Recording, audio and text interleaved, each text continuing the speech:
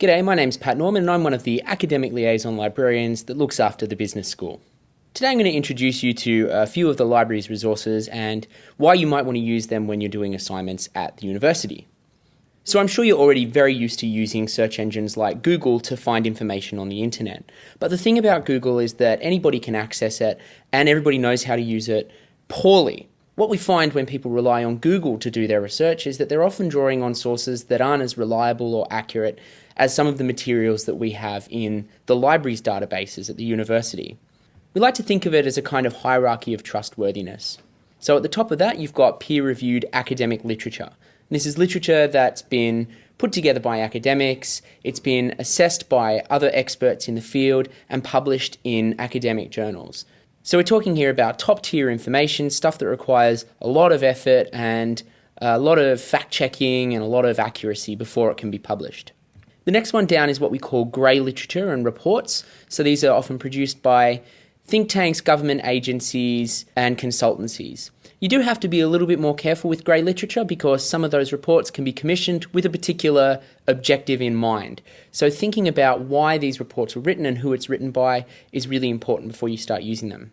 We also have reputable websites. So generally if you come across a website that has .gov or .edu at the back of it, it's going to have some more accurate information on those websites. We probably put the reputable websites and grey literature in the same level of trustworthiness.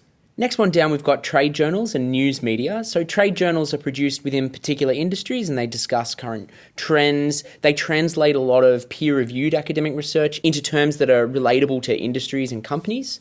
News media is also useful, but the thing to keep in mind about news media is that it's very current. Journalists are required not to reveal their sources, so it makes it very hard sometimes to fact-check the things that get said and quoted. And the really important thing to bear in mind about news media is that it's made for general public consumption. It's not made for the consumption of specialists, so quite often it will have maybe an ideological or a commercial agenda behind it. And that means that we can't rely on opinion pieces that we find in news media at all. And the next one down is websites that don't look too dodgy. So you can use company websites when you're doing business research. They're really helpful. They'd probably be a reputable website when you're looking at the background of a business. But if you're doing research for an assignment, sometimes you'll come across a random blog or a random document. It's better not to rely on those sorts of sources, but instead to look at the sources that we've got in the library's databases to improve the accuracy of your research. And all the way at the very, very bottom is social media. Totally inaccurate, especially things like Facebook memes. We don't want to rely on that at all for information. So the library search box is a really great place to start instead of using Google. And that's especially when you're dealing with theoretical stuff like complex ideas or models, or if you want to get background to particular concepts or definitions within your unit of study. There is a catch to using library databases, and that's that you've got to do a bit of thinking before you search with them. They don't have the sort of smart algorithms that Google has, where you can kind of type in a really long question and it'll figure out what you're looking for. You need to think really specifically before you engage in searching. And that probably means mapping out what you're interested in finding out, the sorts of information you're interested in finding, the key concepts that you want to know on paper before you start the search process. For business research in particular, there's a couple of things that we need to know about before we start searching for company and industry information. For example, where is your company based? What kind of product does the company sell? Who your company's customers are? And what the ownership status of the company is, whether it's public or private. If we're thinking about company research, there are a range of different places that you can get information. So you could start with the company homepage. That's a fairly accurate resource. You can also have a look at some strategic Googling, so seeing the kinds of websites that are referring to the company, and maybe even looking at some news media.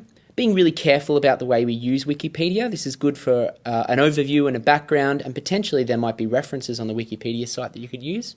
But Wikipedia is generally not accurate enough to use as a source in an academic paper. And obviously library databases. Taking a step out beyond that, if you were looking at industry research, you might consider some of our databases like IBISWorld, which is a company and industry database which has really good coverage of Australia. Factiva, which is a news media database going back to the 1980s, but it also has a company and industry module. And Business Source Ultimate, which has a lot of peer-reviewed academic research in the area of business as well.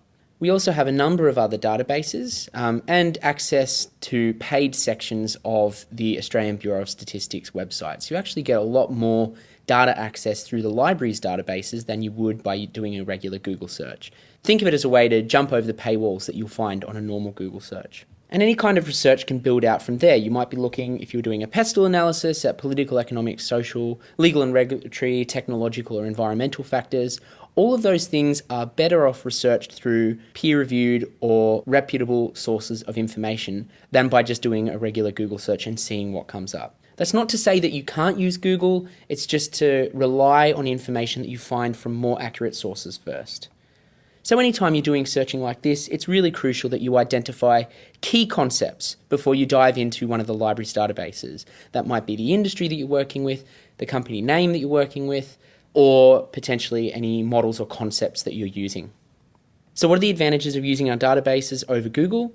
The first is quality assurance. Databases are really specific about the selection criteria for what they'll include. They won't just put any old blog, which Google can do.